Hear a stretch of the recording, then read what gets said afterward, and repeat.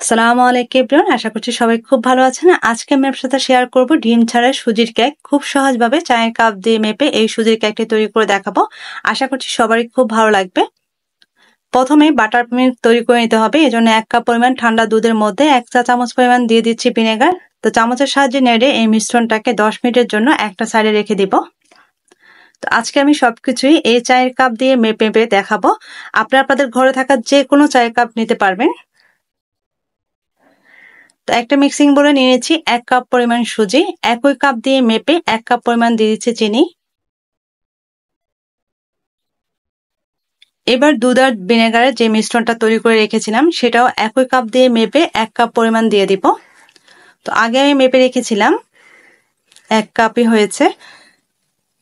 এবার এই সবকিছুকে নেড়ে মিশিয়ে নিতে হবে। চিনিটা গলে যাওয়া পর্যন্ত মেশাতে থাকবো। তো কিছুক্ষণ মেশানোর পর চিনিটা কিন্তু বেশ ভালোভাবে গলে গেছে। এখন 10 মিনিটের জন্য এটাকে রেস্টে রেখে দিতে হবে। 10 মিনিট পর ফিরে আসলাম।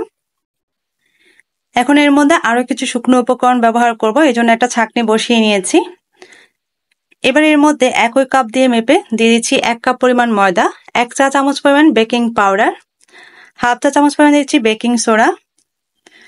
যেহেতু এখানে ডিম ব্যবহার করব না, এজন্য বেকিং সোডাটা কিন্তু অবশ্যই দিতে হবে। বেকিং সোডাটা অ্যাক্টিভ করার জন্য দুধের মধ্যে ভিনেগারটা ব্যবহার করেছি। তো শুকনো উপকরণগুলো অবশ্যই চেলে ব্যবহার করতে হবে, আর যে অবশিষ্ট অংশটা আছে সেটা ফেলে দিব।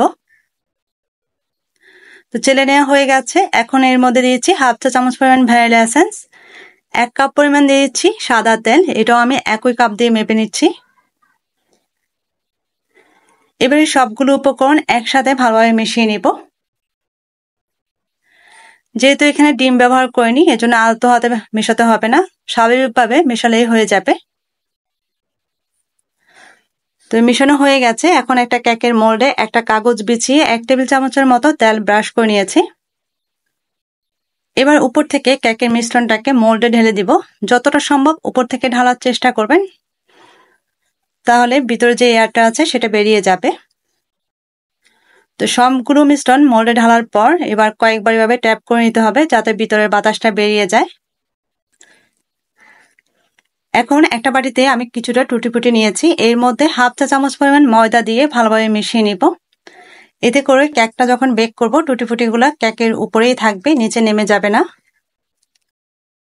এটা যার সৌন্দর্যের জন্য। বাসায় যদি না থাকে তাহলে এটা স্কিপ করে এর পরিবর্তে বাদাম অথবা কিশমিশও ব্যবহার করতে পারবেন।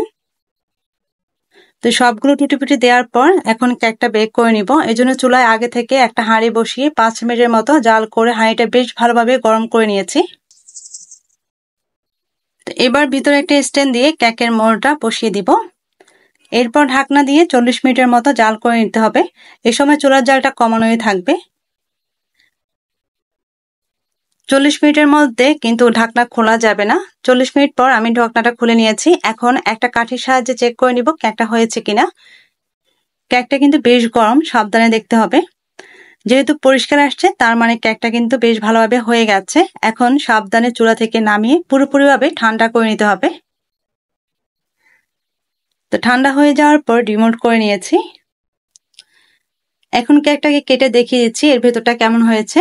আশা করছি আমার আজকের রেসিপি আপনাদের কাছে ভালো লেগেছে। আমার রেসিপি যদি ভালো লেগে থাকে অবশ্যই আমার চ্যানেলটি সাবস্ক্রাইব করে রাখবেন। দেখার জন্য অনেক অনেক ধন্যবাদ সবাইকে। আল্লাহ হাফেজ।